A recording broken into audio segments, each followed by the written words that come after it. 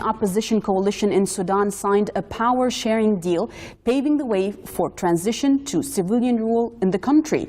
The deal is supposed to pave the way towards elections and civilian rule and the establishment of an independent investigation into the crackdown on protesters by the security forces. Let's see more in this report.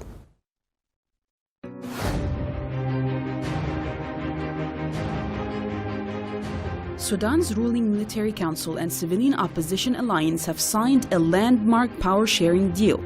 The agreement ushers in a new government council, including both civilians and generals, to pave the way towards elections and civilian rule. Mohamed Hamdan Dagalo, known as Hamidti, widely regarded as Sudan's most powerful man, has pledged to abide by its terms. The deal was signed by Hamidti and Lieutenant General Abdel Fattah Abdurrahman Burhan for the Military Council and Ahmed al-Rabia for the Alliance for Freedom and Change umbrella group of pro-democracy protesters. Hundreds of Sudanese converged on the capital Khartoum for the signing of the agreement brokered by the African Union and Ethiopia. The Sudanese military took over the rule in April after overthrowing longtime President Omar al-Bashir. The Sudanese, who have been initially protesting against Bashir's rule, then began calling for the inclusion of civilians in the country's transitional administration. The ruling junta, led by Hamidti, cracked down on a protest camp in June, killing dozens of demonstrators, escalating the protests and prompting international pressure on the military to listen to the people. The New Deal constitutes a sovereign council consisting of 6 civilians and 5 generals who will run the country until elections, which will be held 3 years from now. However, no one can predict if this will be a smooth transition towards democracy, since the same forces that killed many demonstrators in June are still present in the military council and are still backed by both the Kingdom of Saudi Arabia and the United Arab Emirates.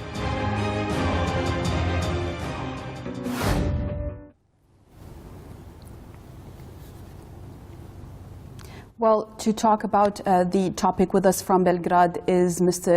Joaquin Flores, who is the editor in For Truth's website. Thank you very much for being with us, Joaquin. Thank you. Now, the deal is certainly a positive development for Sudan, yet it was signed by General Mohamed Hamdan, known as Hamidti, and Lieutenant General Abdel Fattah Abdurrahman Burhan for the Military Council, who were both responsible for, as per media, for the bloodshed in June, on June 3rd to be exact, that happened in Khartoum.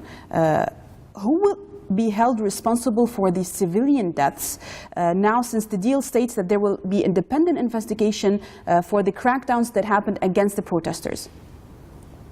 Well, I'm not entirely optimistic about the outcome of these events so far, and in fact, I forecast that the situation is still not stable. It's really truly difficult to say if anyone right now will be held responsible, other than the possibility that everything will be put on to Omar al-Bashir, who has been in custody, as you said, since April. And in fact, in many ways, the deal itself seems designed to protect not only some of the vested interests of Sudan responsible for the civilian deaths and crimes against humanity, but also many of Sudan's allies and supporters under al-Bashir, including the Saudis. So I think that we can see that Western media has placed a lot of focus on the personality of al-Bashir and, for example, the 90 million that was given to him cash by the Saudis. But there's been little talk of the complex and complicitous relationship that Western countries had themselves with al-Bashir during his 30 years of reign, or the outcome of the civil war, the Saudi civil war, which ended in the last decade. So I think it's natural that Western countries have played both sides, but they have simultaneously encouraged al-Bashir's atrocities on one level and then used the evidence of these to leverage against him through Western media and through its NGO industrial complex. So the result has been that Sudan has remained an impoverished country and ranked somewhere around 155 or 156 among the 189 countries in the world, making it among the world's poorest. And that's not as a result of its lack of natural resources, but because of the criminal corruption of its leadership. And this is all despite Sudan's resources, as I've said, many untapped resources, including agricultural. So while it's true that al-Bashir will be personally blamed for a type of rule which left power structures in South Sudan no choice but to secede from Sudan.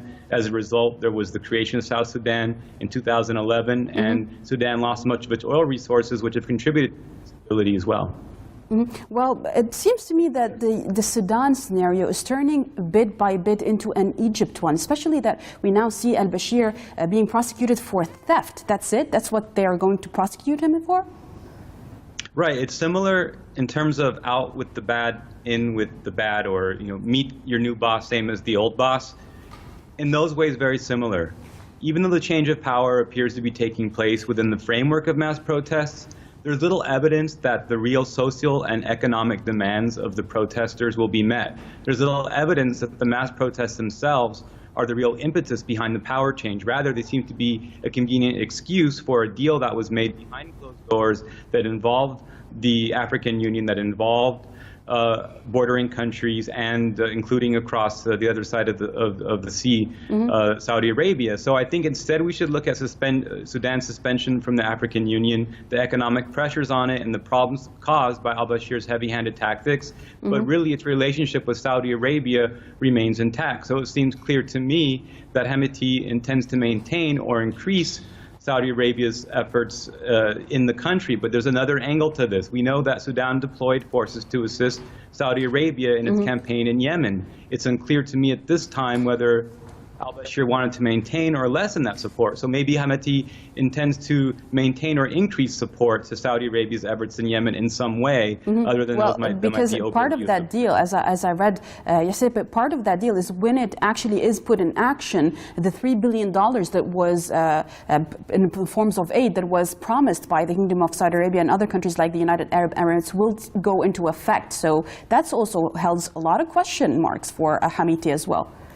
A lot of question marks. In fact, it almost sounds like a $3 billion bribe to change the government, or $3 million bribe for Hemeti to stay in line with what Saudi Arabia wants to do. And so it's impossible to disconnect what's happening in Sudan from what's happening in Yemen and the atrocities that the Kingdom of Saudi Arabia is guilty of in its campaign in Yemen. Well, Hemeti, the commander of the so-called the Rapid Support Forces, the RSF, which grew out of the notorious Janjaweed militia that was accused of carrying out genocide in Darfur in western Sudan. And interestingly, one of the regional leaders attending the deal signing ceremony was the president of South Sudan. What makes Hemeti now different from Hemeti back when he was Omar al-Bashir's sidekick? Basically, that's the same regime. Those are the same people that killed the protesters and made genocide against Darfur, yet now they are hailed as leaders.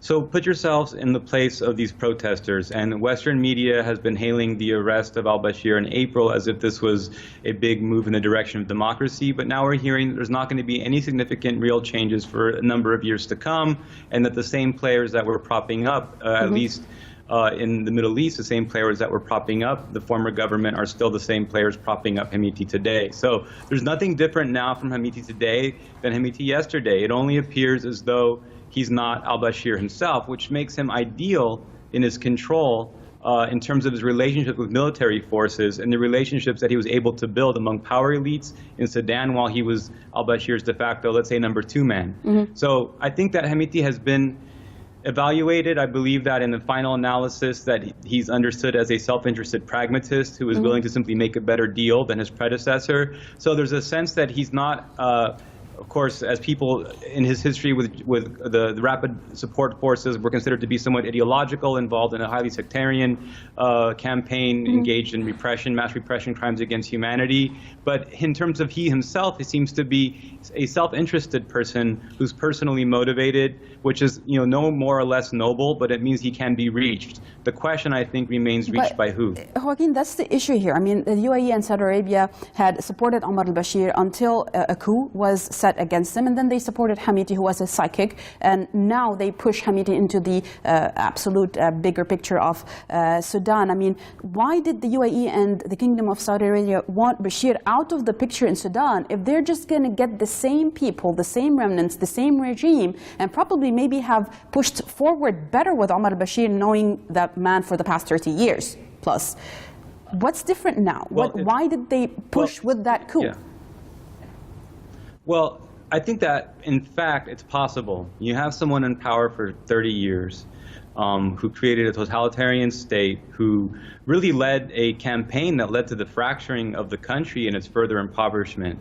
And when we look at, of course, the pressure placed by the Arab League, the negative press and everything that comes with in terms of the NGO industrial complex in the West, who were no doubt involved on some level in supporting some of these. We can look at, for example, also the Kingdom of Jordan and its complex web of NGOs that it finances throughout the MENA region, and also, of course, in Sudan. So I think that Saudi Arabia is doubling down on its interest in Sudan and saw the general situation under al-Bashir as increasingly unstable. And I see that they are trying to protect their investments, and they may also want to make an even better deal than they struck in the past. Let me give one example. So Saudi Arabia and Sudan launched a new agricultural partnership as part of the implementation of Arab Food Security Initiative at the start of 2019.